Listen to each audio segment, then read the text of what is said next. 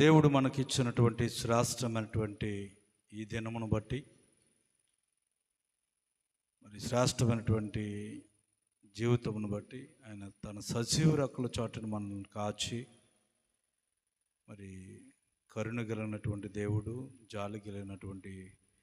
జాలి గల మనసు ఉన్నటువంటి దేవుడు, మనల్ని ప్రేమించిన వాడు, మన పాపము నుండి విడిపించినటువంటి వాడు.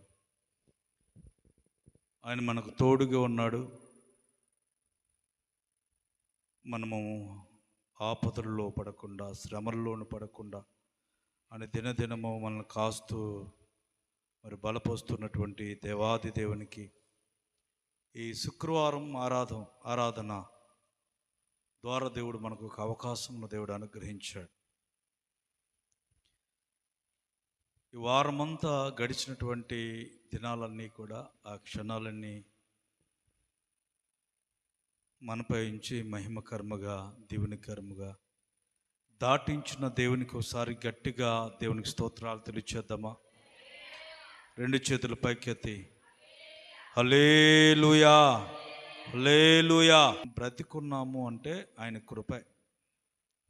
మన బలాన్ని బట్టి, మన శక్తిని బట్టి, మనం కలిగి ఉన్న దాన్ని బట్టి నాకేమి కాదులే, నాకు రాదులే, మరణం రాదులే, రోగం రాదులే నువ్వు అనుకుంటున్నావేమో. ఏ క్షణాన్ని ఏమి సంభవించునో అది నీకు నాకు తెలీదు. ఏ ఇబ్బందులకి మనం దగ్గర అయిపోతామో, లేకపోతే ఏ కష్టాల గుండా, వేదన గుండా వెళ్ళవలసినటువంటి పరిస్థితులు మన జీవితంలో హఠాత్తుగా రావచ్చు, ఊహించిన రీతిగా రావచ్చు.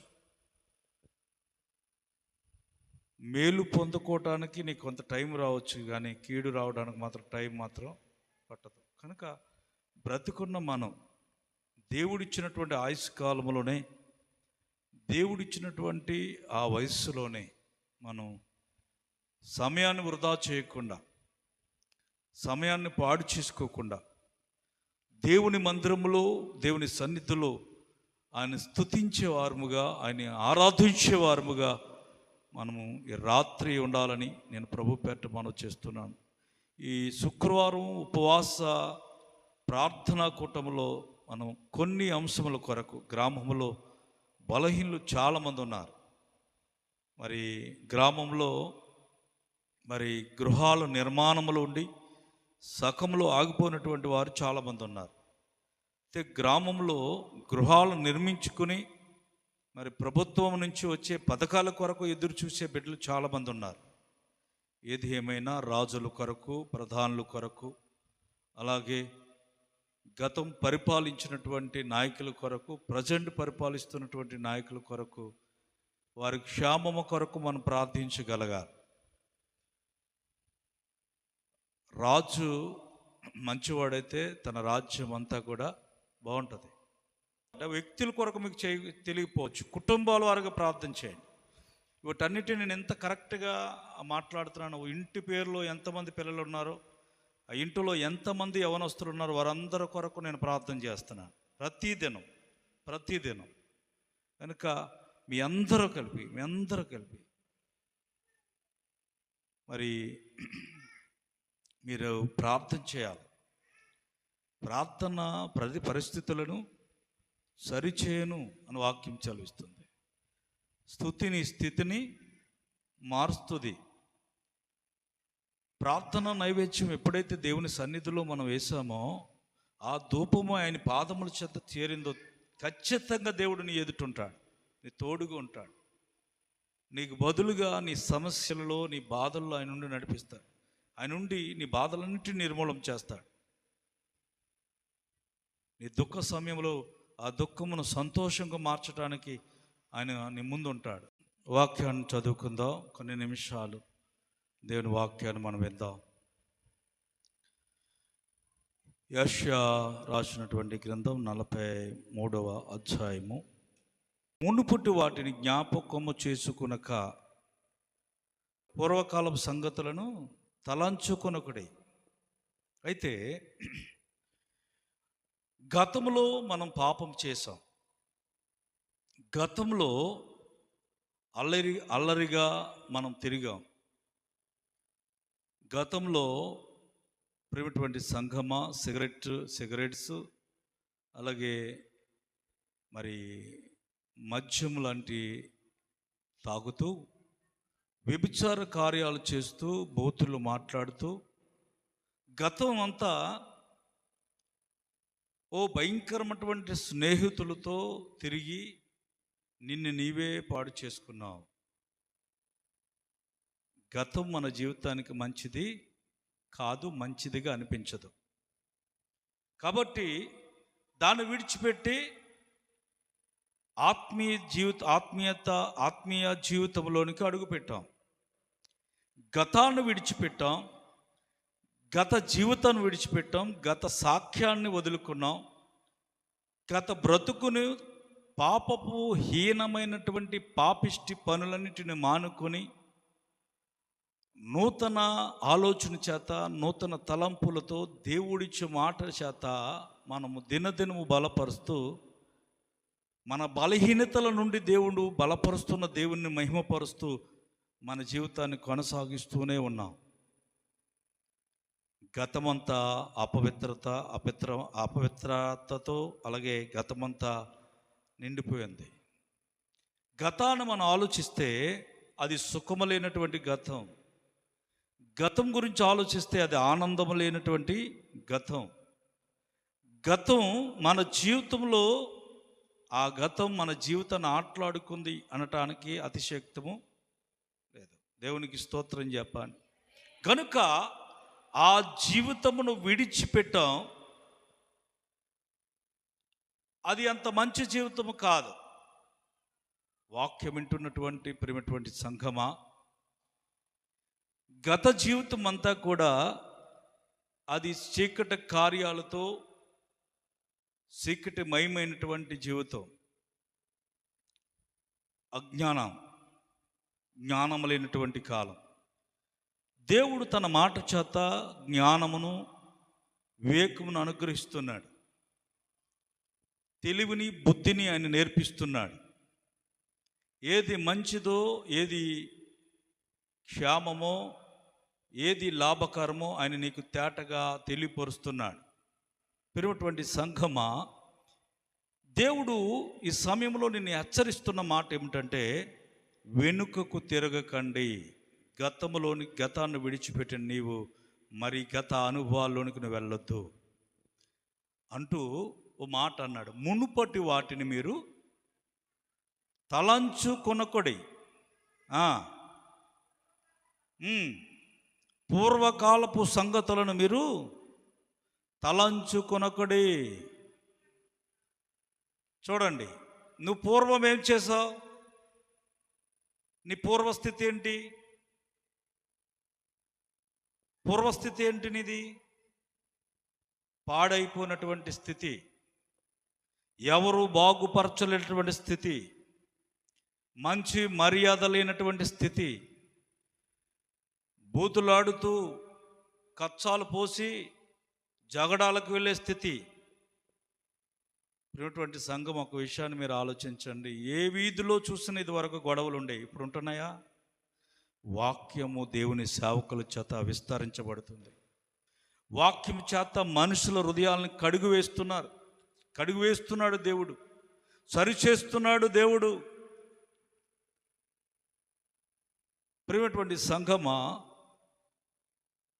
దేవుని మాట అంటుంది, వెనుకంజ వేయకండి, వెనుకకు చూడకండి.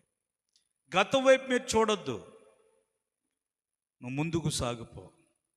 నీ బాధను బట్టో, నీకు వచ్చే శ్రమలను బట్టో, నీకు వచ్చే బాధలను బట్టో గతమే బాగుంది అనుకోకు. ఐగుప్తంత క్షేమము కాదు. కానాను ఆశీర్వదించబడినటువంటి కానానుకి ఇవ్వబోతున్నాడు. దీవెనకరమైనటువంటి కానాను దేవుడికి ఇవ్వబోతున్నాడు. అది క్షేమము, గతము నీకు క్షేమము కాదు. అందుకనే మునుపటి వాటిని మీరేం చేయకూడదు, జ్ఞాపకము చేసుకోవద్దు. నీ వ్యభిచార తలంపులు కానీ, నీ దొంగతనాలు కానీ, నీ యొక్క పాపపు బుద్ధిని కానీ జ్ఞాపకము చేసుకోక, అది మంచిది కాదు. మునుపటి వాటిని జ్ఞాపకము చేసుకుని బైబిల్ చాలా క్లియర్గా చెప్పింది యెషయా ప్రవక్త ద్వారా. గతంలో జరిగిన కార్యాలు, చేసినటువంటి పాపిష్టి పనులు, చేసిన మోసాలు, వేసిన వ్యాసాలు జ్ఞాపకము చేసుకొనకండి, వాటిని గురించి తలంచుకోకండి. బైబిల్ చదివిస్తుంది. పూర్వకాలపు సంగతులను తలంపులోనికి ఆలోచనలోనికి రానివ్వకండి. ఎటువంటి సంఘమా, ఎందుకని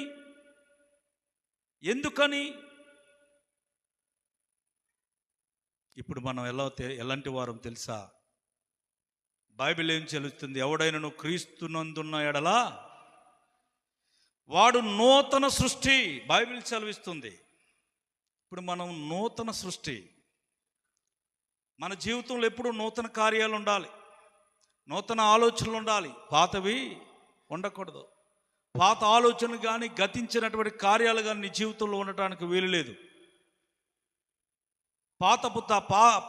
పాత తలంపులు కానీ నీ జీవితంలో ఉండకూడదు. పాతవి గతించాయి, పాతవి సమాధి చేయబడ్డాయి. ఇక నువ్వు వెనుకకు తిరిగి చూడొద్దు. బైబిల్ చదివిస్తుంది. కొరింథీ పత్రిక, 2వ కొరింథీ పత్రిక 5వ అధ్యాయంలో ఒక మాట రాయబడింది. చూడండి, 2వ కొరింథీ పత్రిక 5వ అధ్యాయము 17వ వచనం చూడండి. ఎవడను క్రీస్తునందు ఎడలా వాడు ఎవడంట?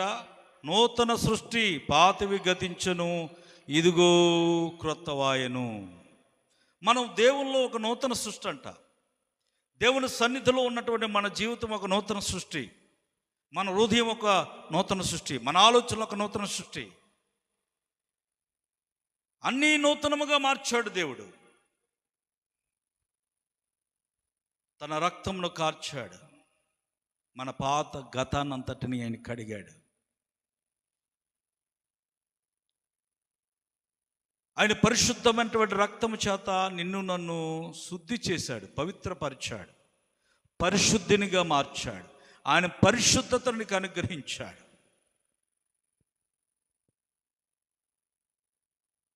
దేవుని చేసిన కార్యాలు, దేవుని చేసిన అద్భుతాలు నీ జీవితంలో నీ ఎదుటున్నప్పుడు వెనుకకు తిరిగి చూడకు.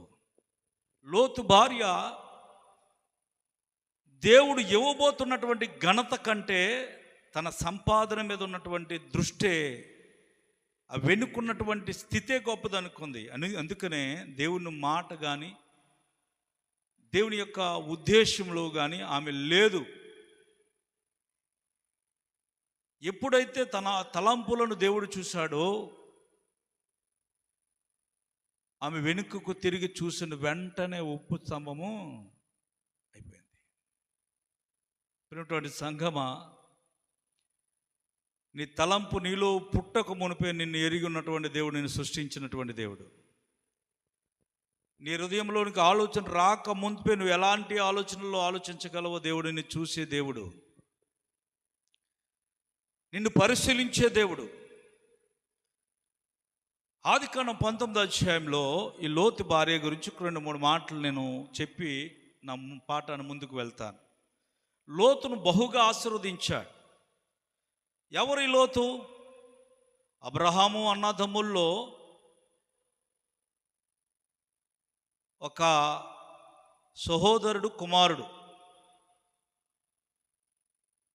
ఎవరి ఈ యొక్క లోతు అంటే అబ్రహాముకు కొడుకు అవుతాడు. అబ్రహాముకు కొడుకు అవుతాడు. హారాను కుమారుడు. ఈ హారాను కుమారుడు ఈ లోతు. ఈ లోతు భార్య పేరు లెక్కింపబడలేదు, కానీ పరిశుద్ధ గ్రంథంలో లోతు పేరు మాత్రం లెక్కింపబడింది. ఈ లోతు భార్య అనబడినటువంటి ధనాపేక్షో లేకపోతే సంపాదన వైపు తన వెనుకకు తిరిగి చూసింది. వెనుకకు తిరిగి చూడొద్దని బైబిల్ చదివిస్తుంది. వెనుకంతా, గతమంతా ఎలా ఉందనేది? పాపపు జీవితం, మోసాలు, బూతులు, వ్యభిచారమైనటువంటి పాపములు కూడినటువంటి వ్యభిచారములు, దొంగతనాలు, అబద్ధాలు, భయంకరమైనటువంటి పరిస్థితులకు వెళ్ళినటువంటి గతం, దానివైపు నిన్ను చూడొద్దని బైబిల్ చలవిస్తుంది, ఆయన మాట చలవిస్తుంది.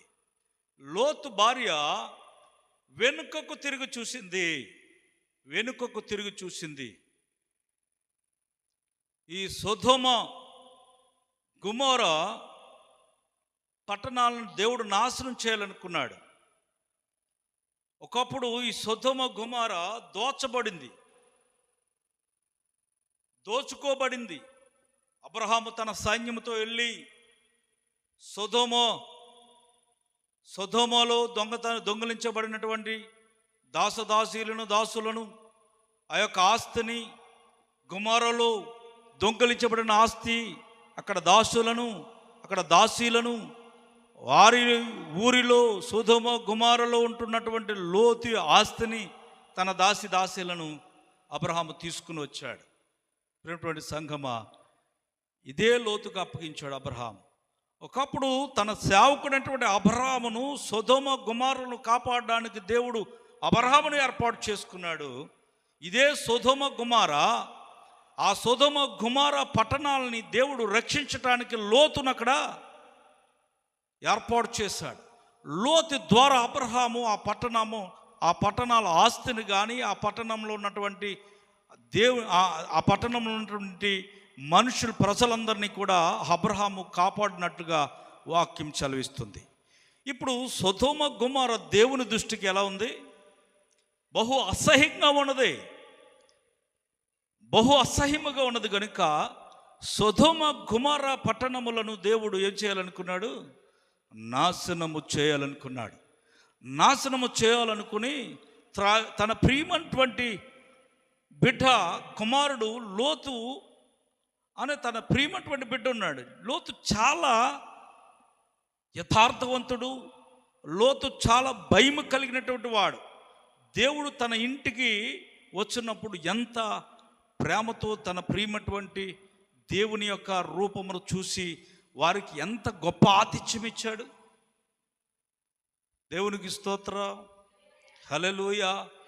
చూడండి, వారి కుమార్తెలను అక్కడ ఉన్నటువంటి సొదొమ గొమొరలో ఉన్నటువంటి వారందరూ వచ్చి పాడు చేయాలనుకున్నప్పుడు, అక్కడ ఉన్నట్టు వారి ఇంటికి వచ్చిన అతిథులను పాడు చేయాలనుకున్నప్పుడు లోతు ఏమంటున్నాడు తెలుసా? నా ఇంటికి వచ్చినటువంటి అతిథులను వారికి బదులుగా మీరేం చేయాలి? నా కుమార్తెలను మీరు తీసుకోండి, అంతేగాని నా ఇంటికి వచ్చినటువంటి అతిథులను అసలు ఆ ఇంటికి వచ్చిన వాళ్ళు ఎవరు? దేవదూతలు. వారినే సొదొమ గొమొరలో ఉన్నటువంటి వారు పాడు చేయాలనుకున్నారు. దేవుని ఉగ్రత ఊరికినే ఉంటుందా? వారు బయటికి వెళ్ళి ఆ పట్టణ నాశనము చూస్తున్నారు. దేవునికి స్తోత్రము కలిగినగాక. ఏమంటున్నారు? ఈ పట్టణము నాశనం అయిపోతుంది, దీన్ని కానీ దీనిలో ఉన్నటువంటి దేది నువ్వు తీసుకోవాలి, నువ్వు వెళ్ళి ఉన్న పాటను వెళ్ళిపో, నేను చూపించే స్థలానికి నువ్వు వెళ్ళు అని లోతుకు మరి సెలవు ఇచ్చినప్పుడు లోతు బయలుదేరి వెళ్ళిపోతున్నప్పుడు లోతు భార్య ఏం చేసింది? వెనుకకు తిరిగి తన గతాన్ని చూసింది. దేవునికి స్తోత్ర. ఏమైపోయిందో తెలుసా? లోతు భార్య వెనుకకు తిరిగి చూసింది. నాశనం అయిపోయింది, చనిపోయింది, పుస్తంభముగా మారిపోయింది. దానికి కారణం ఏంటి తెలుసా? నువ్వు వెనుకకు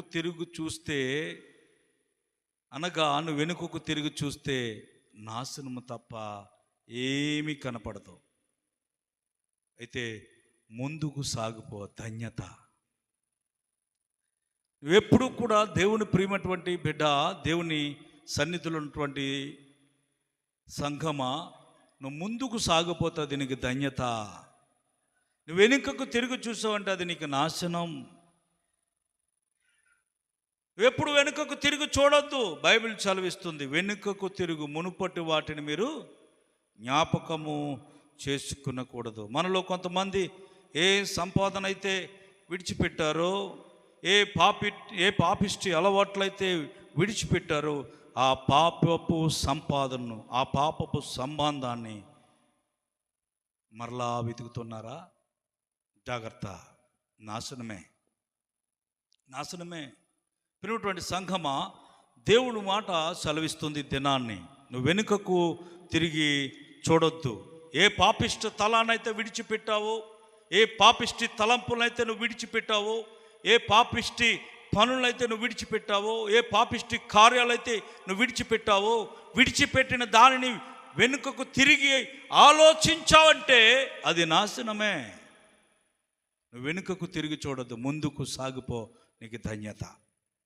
మరలా ఎందుకో దాని గురించి ఆలోచిస్తున్నారు, మరలా ఎందుకో దాని గురించి తలంచుచున్నారు. సంగమా, ఎందుకో దాని గురించి లొంగిపోతున్నావు? ఎందుకో నువ్వు వంగిపోతున్నావు. వంగిపోయేవాడు లొంగిపోయేవాడు దేవునికి అవసరము లేదు. ఏమిటి నిన్ను వెనుకకు లాగుతున్నది ఏంటి? ఏ ఆలోచన నిన్ను వెనుకకు లాగుతుంది?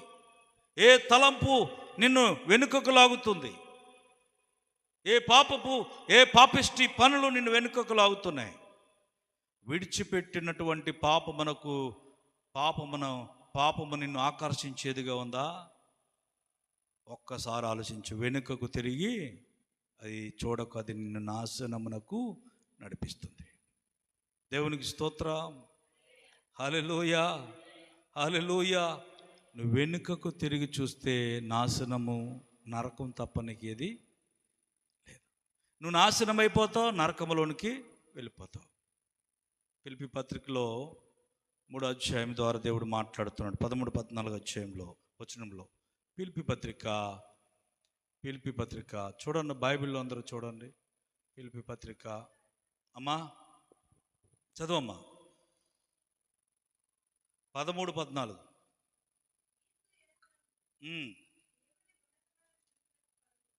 క్రీస్తేసునకు దేవుని ఉన్నతమైన పిలుపునకు కలుగు బహుమానము పొందవలనని ఏంటంట?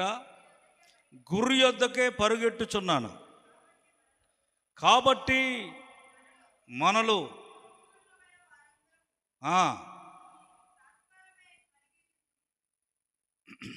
13వ వచనం చదువు. సహోదరులారా, నేను ఇదివరకే పట్టుకుని ఉన్నాను, తలంచుకొనను. అయితే ఒకటి చేయుచున్నాను, వెనుకున్నవి మరిచి. ఏంటంట? వెనుకున్నవి మరిచి. ఈ మాట అంటున్నటువంటి వ్యక్తి ఎవరు? పౌలు గారు మాట్లాడుతున్నాడు. ఫిలిప్పీ సంఘానికి రాస్తున్నటువంటి లెటర్లో ఈ మాట అంటున్నాడు. ఓ ఫిలిప్పీలో ఉన్నటువంటి సంఘమా, సహోదరులారా, నేను ఇదివరకే పట్టుకుని ఉన్నానని తలంచుకొనను. నేను ఇదివరకే పట్టుకుని ఉన్నానని తలంచుకొనను. అయితే ఒకటి చేయుచున్నాను, వెనుక ఉన్నవి మరచి ముందున్న వాటి కొరకు వేగిరపరుచున్నాను. క్రీస్తేసునందు దేవుని ఉన్నతమైన పిలుపునకు కలుగు బహుమానము పొందవలనని గురి యొద్దకే పరుగెడుచున్నాను. ఉన్నతమైనటువంటి పిలుపునకు కలుగు బహుమానము పొందాలని. ఏంటంట? దేవుని ఉన్నతమైనటువంటి పిలుపునకు కలుగు బహుమానం. ఆయన పిలుపునకు కలుగు బహుమానం ఆయన పొందుకోవాలని గురి యొద్దకే పరుగెడుతున్నాడంట. గురి యొద్దకే. దేవుని నామంలో, దేవుని సన్నిధిలో ఉన్నటువంటి బిడ్డలారా, మీరు ముందుకే సాగిపోవాలి. వెనుకకు తిరిగి ఎప్పుడు కూడా చూడకూడదు. దేవుడు ఆశిస్తున్నాడు, నువ్వు ముందుకు సాగిపోవాలని దేవుడు ఆశిస్తున్నాడు. ఆయన ఉన్నతమైనటువంటి పిలుపునకు కలుగు బహుమానం నువ్వు పొందుకోవాలి. అది నీ గురి. ఆ గురి యొద్దకే నీ ప్రయాణం ఉండాలి. ఆ గురి యొద్దకే నీ విశ్వాస జీవితం ఉండాలి. ఆ గురి యొద్దకే నీ ఆత్మీయ జీవితం ఉండాలి. ఈ రాత్రి దేవుడు నీతో మాట్లాడుతున్న మాట, ఆయన ఉన్నతమైన పిలుపునకు కలుగు బహుమానాన్ని నువ్వు పొందుకునే జీవితం అర్హత నీలో ఉందా? దేవుడు మాట వింటున్నావు, దాన్ని అంగీకరించే ఆ యొక్క జ్ఞానం నీకుందా? ఆసక్తి నీకుందా? దేవుని నామానికి మహిమ కలుగును గాక. హల్లెలూయా. ఇర్మియా 7వ అధ్యాయము, ఇర్మియా 7వ అధ్యాయము చూడండి. 7వ అధ్యాయం 24వ వచనం చూడండి. మాట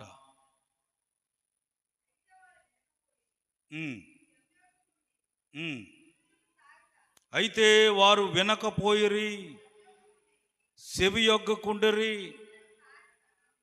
ముందుకు సాగగా ఏంటంట, ముందుకు సాగక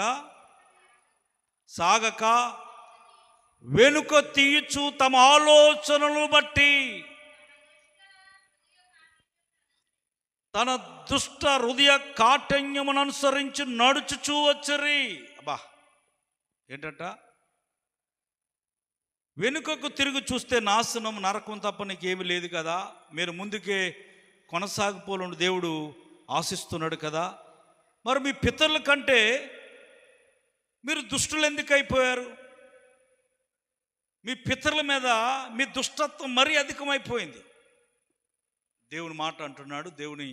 దేవుని మాట మనకు సెలవిస్తున్న మాట ఏంటంటే, వినకపోయేరి, చెవి యొగ్గ కుండిరి, ముందుకు సాగక వెనుక తీయచ్చు తమ ఆలోచనలు బట్టి తమ దుష్ట హృదయ కాఠిన్యమును అనుసరించు నడుచుకునుచు వచ్చరి. తన హృదయంలో ఉన్నటువంటి కాఠిన్యం అటువంటిది. దాన్ని బట్టి మీ నడక, దాన్ని బట్టి నీ ప్రవర్తన, దాన్ని బట్టి నీ ఉద్దేశము, వాటిని బట్టి నీ జీవితం కొనసాగుతుంది. మీ పితరులు ఐగుప్తు దేశములో నుండి బయలుదేరి వచ్చి దినము మొదలుకుని నేటి వరకు మీరు వెనుకకు తీయచ్చు వచ్చిన వారే. చూడండి, నేను అనుదినము పెందలకాడ లేచి ప్రవక్తలైన నా సేవకులందరినీ మీ యొద్దకు పంపుచూ వచ్చి తిని. ఏం చేస్తున్నాడంట ఆయన? ప్రవక్తలైన సేవకులందరినీ మీ యొద్దకు పంపుచూ వచ్చి తిని. వారు నా మాట వెనకయున్నారు, చెవి యొగ్గకున్నారు, తమ మెడను వంచక మనసు కఠినపరుచుకునుచున్నారు. వారు తమ పితరుల కంటే, ఏంటంట, వారు తన పితరుల కంటే మరీ దుష్టులైపోయారు. మన పూర్వీకులు ఎంత ప్రార్థన చేశారో ఈ గ్రామం కొరకు. మనకంటే ముందు మరణించినటువంటి భయభక్తులు కలిగినటువంటి దేవుని బిడ్డలు, దేవుని నమ్ముకున్నటువంటి వారు ఈ గ్రామము కొరకు, గ్రామములో ఉన్నటువంటి వారి స్నేహితులు, బంధువుల కొరకు మన పితరులు ఎంత ప్రార్థన చేసుంటారో. వారు ప్రార్థన జీవితంను బట్టి దేవుడు మనల్ని మార్చుకున్నాడు. దేవుని వైపు మన ఆలోచనలు తిరిగాయి. మన పితరులు చేసిన ప్రార్థన మనకు ఆశీర్వాదకరంగా, దీవెనకరంగా ఉంది. నువ్వు దీవెని పొందుకున్నటువంటి నీవు నీ ఆత్మీయ జీవితంలో నీ పితరుల ఆత్మీయ జీవితం కంటే నీ ఆత్మీయ జీవితం మరీ దుష్టత్వముగా ఉందా? దేవునికి మహిమ కలుగునుగాక. హల్లెలూయా, హల్లెలూయా. చూడండి, నీ పితరుల కంటే మీరు దుష్టులైపోయారు. ప్రియమైనటువంటి సంఘమా, లోతు భార్యని జ్ఞాపకం చేసుకుండా, లోతు భార్యని జ్ఞాపకం చేసుకోండి.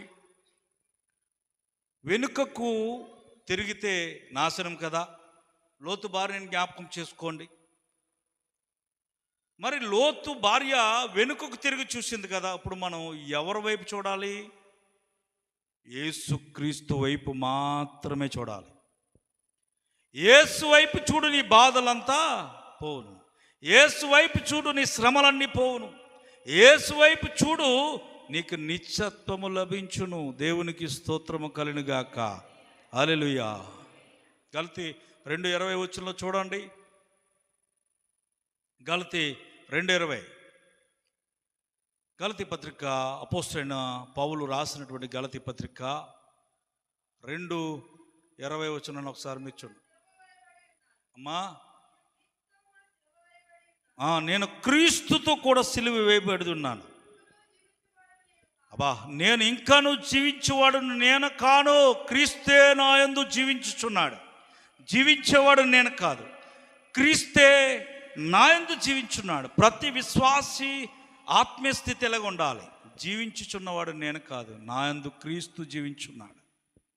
నేను ఎప్పుడు శరీరమందు జీవించుచున్న జీవితము నన్ను ప్రేమించి నా కొరకు చూడండి, నా కొరకు తన్ను తాను అప్పగించుకున్న దేవుని కుమారులు ఎందని విశ్వాసం వలన నేను జీవించున్నాను. నేను ఇప్పుడు శరీరమందు జీవించుచున్న జీవితము నాది కాదు, నన్ను ప్రేమించి నా కొరకు తన్ను తాను అప్పగించుకున్న దేవుని కుమారులు ఎందలి, ఆయన క్రీస్తు ఎందలి నా విశ్వాసం వలన నేను కలిగి ఉన్నటువంటి విశ్వాసం వలన నేను జీవించున్నాను. నేను నా జీవితమే కాదు, నేను జీవించుచున్నది నా జీవితమే కాదు, నేను ఎవని యందు జీవించున్నానో తెలుసా? క్రీస్తు యందు జీవించున్నాను. ప్రియమైనటువంటి సంఘమా, దేవుని మాట, పాత మాట తీరు, పాత ఆలోచనలు, గొడవలు పడే తత్వం, ఇవన్నిటిని విడిచి ఎందుకు మారిపోయావు? పాత స్నేహితులందరిని విడిచి కొత్తగా ఆత్మీయులను సంపాదించుకున్నావు. ఎందుకు సంపాదించుకున్నావు? మరలా వెనుకకు తిరిగి పాత స్నేహితులను, పాత తలంపులను, పాత గతాన్ని నువ్వు ఆలోచన కలిగి ఉన్నావా? పాత పరిచయాలను కలిగి ఉన్నావా? పాత తలంపులు కలిగి నువ్వు ఉన్నావా? నీ పాపం ఏదో ఒక రోజు నిన్ను, నీ కుటుంబాన్ని వేధిస్తుంది. దేవునికి స్తోత్రం చెప్పండి. హల్లెలూయా, హల్లెలూయా. మరలా ఎందుకు పరిచయం పెంచుకుంటున్నావు వారితో? నువ్వు వద్దనుకున్నావు కదా, దేవుడిని రక్షించినప్పుడు ఆ జీవితం వద్దు, నేను ఇంకా జీవించనని మొక్కుకున్నావు కదా, ప్రమాణం చేసుకున్నావు కదా దేవునితో. ఎందుకు నువ్వు పాత జీవితానికి వెళ్తున్నావు? ఎందుకు చీకటిలోనికి ప్రవేశిస్తున్నావు? ఎందుకు ఆ చీకటిలో ఆ పాపిష్టి పనులకు ఆకర్షితం అవుతున్నావు? క్రీస్తుని యందు జీవించాలి తప్ప లోకములో ఉన్నటువంటి శరీర కార్యాలు నీలో జీవించకూడదు. అది నాశనమునకే దారితీస్తుంది. పాత జీవితం అది పాపిష్టి జీవితం. దేవుడు నిన్ను రక్షించుకున్నాడు. దేవుడు ఒక నూతన జీవితానికి అనుగ్రహించినటువంటి దేవుని మరిచి, చేసినటువంటి కార్యములను మరిచి, ఆయన అద్భుతములను మరిచి నువ్వు పాత జీవితములకు వెనుకకు తిరిగి వెళుతున్నావు అంటే అది నాశనము, నరకము తప్ప మరొకటి ఏమి లేదు. ముందుకు సాగిపోతే రక్షించిన దేవుని వైపు నీ మనసు పెట్టు. నిన్ను విడిపించిన దేవుని వైపు నీ మనసును పెట్టు. నీ మనసు దేవుని వైపు ఉండాలి. నీ తలంపులు ఆయన మాట యందు నిలకడగా ఉండాలి. సాగుపో. క్రీస్తు కొరకు బ్రతుకు, క్రీస్తు కొరకు జీవించు. దేవుడు సెలవిస్తున్న మాట ఏమిటంటే, కుక్క తన వాంతుకు తిరిగి వెతుకున్నట్లు, కుక్క తన వాంతుకు తిరిగి వెళ్ళినట్లుగా నువ్వు ఏ పాపాన్నైతే విసర్జించావో, ఏ గతాన్నైతే నువ్వు విసర్జించావో, మరలా దాన్ని తిరిగి చేస్తే దేవుని దృష్టిలో తన వాంతు తినినట్లు నువ్వంతే. దేవుని దృష్టిలో కుక్క తన వాంతుని తిన్నట్లు. దేవునికి స్తోత్రం చెప్పు. హల్లెలూయా. అంచు దినాల్లో మనం ఉన్నాం. అంచు దినాల్లో మన జీవితం ఉంది. అంచు దినాల్లో మనం బ్రతుకుతున్నాం. మనం బ్రతుకు అది దీవెనికరముగా ఉండాలి, ఆశీర్వాదకరముగా ఉండాలి. మనం జాగ్రత్తగా బ్రతకాలి, జాగ్రత్తగా జీవించాలి. లేకపోతే అంతా కూడా బాధే. అబ్రహాముకు తన సహోదరులు ఇద్దరు, అబ్రహాము సహోదరులకును లోతు సహోదరులకు ఏమొచ్చింది? గొడవ వచ్చింది, కలహం వచ్చింది. ఎందుకు వచ్చింది కలహం? కలహం వచ్చినప్పుడు ఆ కలహాన్ని బట్టి చూడండి, వారి యొక్క పరిస్థితులు చాలా భయంకరంగా తయారయ్యాయి. అబ్రహాం ఏం చెప్పాడు అక్కడ? 13వ అధ్యాయం చూడండి. 13వ అధ్యాయం చూడండి.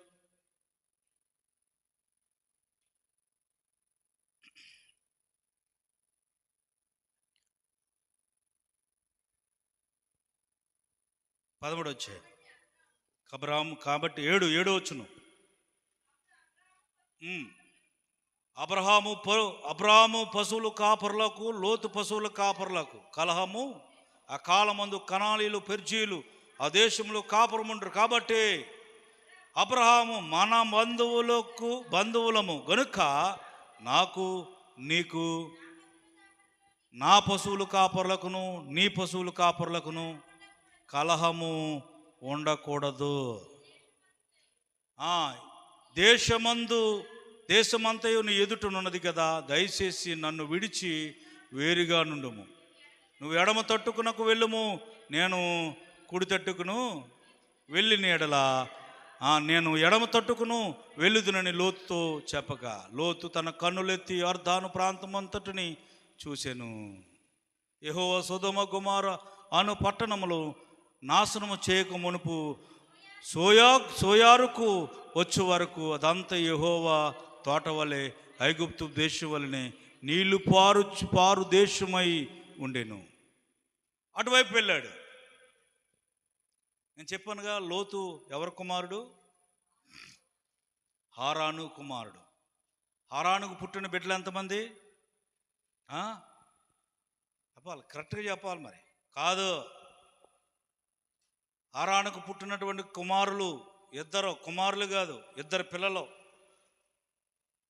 హారానుకు పుట్టినటువంటి పిల్లల్లో కుమారుడు లోతు అయితే కుమార్తె మిల్కా. ఆమె బెతుయేలు భార్య. అర్థమైందా? దేవునికి స్తోత్రం చెప్పండి.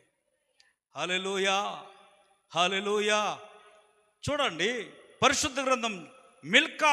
ఆమె మిల్కాను ఇస్సాకును తండ్రి అయిన హారాను కుమార్తెను కింద రాయబడింది కదా, అంత చెప్పిన అతనికి అవసరం లేదు. దేవునికి స్తోత్రం చెప్పండి. హల్లెలూయా. ఆ కింద వచ్చిన వాళ్ళు మీకు చదవనా ఆ మాట? డౌట్ ఉండదు. 29వ వచనం చూడు. అబ్రహామును నాహోరును వివాహము చేసుకుని అబ్రహాము భార్య పేరు సారాయి, నాహోరు భార్య పేరు మిల్కా. ఆమె మిల్కాకును ఇస్కాకును తండ్రి అయిన హారాను కుమార్తె. హారాను ఎవరు చెప్పండి? అబ్రహాము సహోదరుడు హారాను కుమార్తె రాయబడి. ఇప్పుడు లోతే సిస్టర్ మాట రాయబడిందా? వాక్యమే కదా. దేవునికి స్తోత్రం చెప్పండి. హల్లెలూయా. ఇది మన సబ్జెక్ట్ కాదు, కానీ దేవుడు మాట్లాడుతూ అబ్రహాము తన ఇద్దరు సోదరులకు లోతు సోదరులకు అబ్రహాము సోదరులకు గొడవ వచ్చినప్పుడు ఎంత చాకచక్యంగా మనము అభివృద్ధి చెందాం, మనం విస్తరించబడ్డాం. మన మధ్యలో కలహం ఎందుకు? కుమారుడా, నువ్వు కుడివైపుకి వెళ్ళి నువ్వు ఎడమవైపుకి వెళ్ళు, నేను కుడివైపుకి వెళ్తాను. నీ ఇష్టం, నీకేది చక్కగా ఉంటే ఆ పక్కకు పో. ఐగుప్తులా కనపడిందంట ఆ లోతుకి, అటువైపు పోయాడు. దేవునికి స్తోత్రం చెప్పండి. నీకును నాకును గొడవలు ఉండకూడదు. ఆత్మీయ జీవితంలో గొడవలు పడుతున్నావా? ముఖం చూడకుండా మాట్లాడుతున్నావా? ఆత్మీయుల మధ్యలో గొడవలు ఉండకూడదు. సంఘంలో 2 గొడవలు పడితే ప్రార్థనలో సమాధానంగా ఎలా కూర్చుంటారు? ప్రార్థన కంటే ముఖ్యం నీ గొడవే అనుకున్నప్పుడు నువ్వు గొడవ పడతావు. ప్రార్థన కంటే ఎక్కువ నీ కోపమే, నీ గొడవే. ఆ గొడవలో వచ్చే బూతులు ఎక్కువ అనుకుంటే నువ్వేం చేస్తావు? గొడవ పడతావు. ఆత్మీయుల మధ్యలో ఏమనకూడదు? గొడవలు ఉండకూడదు. రోమా 2:7 వచనంలో అంటాడు చూడండి. మాట నేను చెప్పి ఆ మాటలు ముగిస్తాను, టైం అవుతుంది కనుక. రోమా పత్రిక 2వ అధ్యాయము ఏంటంట? సత్క్రియను ఓపికగా చేయుచు మహిమను ఘనతను అఖ్యతను వెదుకు వారికి నిత్య జీవమును. సత్క్రియ ఎతకాలంట, గొడవలు కాదు. సత్క్రియ ఏంటి? నువ్వు అడిగినప్పుడు కారం పెట్టిందనుకో, అది చూడాలి. నువ్వు అడిగినప్పుడు ఉప్పు పెట్టిందనుకో, అదే చూడాలి. క్రియ, మంచి క్రియనే చూడాలంట, మంచి క్రియనే వెతకాలి. నువ్వు అడిగినప్పుడు అప్పు ఇచ్చింది కదా, దాన్ని మాత్రమే చూడు. సత్క్రియను ఓపికగా చేయొచ్చు మహిమను ఘనతను ఆఖ్యతను వెదుకు వారికి ఏమిటంట? నిత్య జీవము. మహిమను ఘనతను వెదుకు వారికి ఏంటంట? నిత్య జీవం. సత్క్రియ చేయొచ్చు వెతకాలంట. ఏంటంట? సత్క్రియ చేయొచ్చు వెతకాలి. దేవునికి స్తోత్రం చెప్పండి. హల్లెలూయా, హల్లెలూయా. ఓపికతో చేయాలి మంచి క్రియలు. కొంతమందికి ఓపిక ఉండదు కదా, పేలిపోతారు, టపాసుల్లాగా పేలిపోతారు. సొరకత్తులు లాంటి మాటలు స్పీడ్గా వేసేస్తారు. ఎంత బాధ కలిగించే మాటలు వేస్తారో స్పీడ్గా. పొద్దునటువంటి మాటలు వాడేస్తూ ఉంటారు. ఇవన్నీ గుర్తొస్తాయి కలిసి మాట్లాడుకునేటప్పుడు. ఖచ్చితంగా వస్తాయి, ఖచ్చితంగా వస్తాయి. నువ్వు అందుకనే సత్క్రియ నువ్వు ఎలా చేయాలో ఓపికగా చేయాలి. దేవునికి స్తోత్రం చెప్పు. నువ్వేం వెతకాలి? సత్క్రియను ఓపికగా చేయొచ్చు మహిమను చెప్పాలి గట్టిగా, ఘనతను ఆఖ్యాతను వెదుకే వారికి నిత్య జీవన దేవుడు అనుగ్రహిస్తాడు. 2 కొరింథీ పత్రిక 5:17 వచ్చిన ఇందాక చదవం కదా, మాట మళ్ళీ చదవండి. 5:17 వచ్చును మాట మళ్ళీ చదవండి. ఎవడైనా క్రీస్తునందున్న ఎడల వాడు నూతన సృష్టి. సత్క్రియను ఓపికగా చేయాలి. మహిమను ఘనతను ఆఖ్యాతను వెతికితే పరలోకం, నిత్య జీవం. ఓపికతో చేయాలంట, ఓపికతో. క్రీస్తునందున్న ఎడల వాడు నూతన సృష్టి, పాతవి గతించిపోయేను, క్రొత్తగా. దేవునికి స్తోత్రం చెప్పండి. వెనుకకు తిరగకో, వెనుకున్న వాటిని మరిచి ముందున్న వాటిను చూడండి. మాట చదవండి 43లో, యెషయా 43లో. మునుపటి వాటిని జ్ఞాపకము చేసుకొనకుడి, పూర్వకాలపు సంగతులను తలంచుకొనకుడే. మీరు కూడుకుని మునుపటి వాటిని జ్ఞాపకం చేసుకొనకూడదు. మీరు కూడుకుని ఈ పూర్వకాల సంగతులన్నింటినీ కూడా తలంచుకోకూడదు. దేవుడి మాటను బట్టి ఈ రాత్రి సంఘమును దర్శించునుగాక. ఆమేన్. గతం వద్దు క్రైస్తవుడా, గత జీవితం వద్దు క్రైస్తవుడా, గత బ్రతుకు మనకొద్దు. క్రీస్తునందున్న ఎడల నూతన సృష్టిగా మార్చబడ్డావు. నీలో అన్నీ కూడా నూతనంగా ఉండాలి. పాతవి నీలో, పాత తలంపులు ఉండొద్దు, పాత ఆలోచనలు ఉండొద్దు. నువ్వెందుకు తెలుసా? క్రీస్తునందున్నా నువ్వు.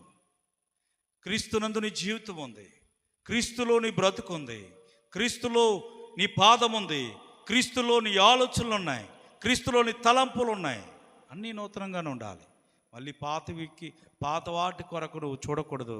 పాత జీవితాన్ని నువ్వు తెచ్చుకోకూడదు. పాత ఆలోచనలను తలంపులోకి తీసుకురాకూడదు. నువ్వు నాశనం అవ్వకూడదు.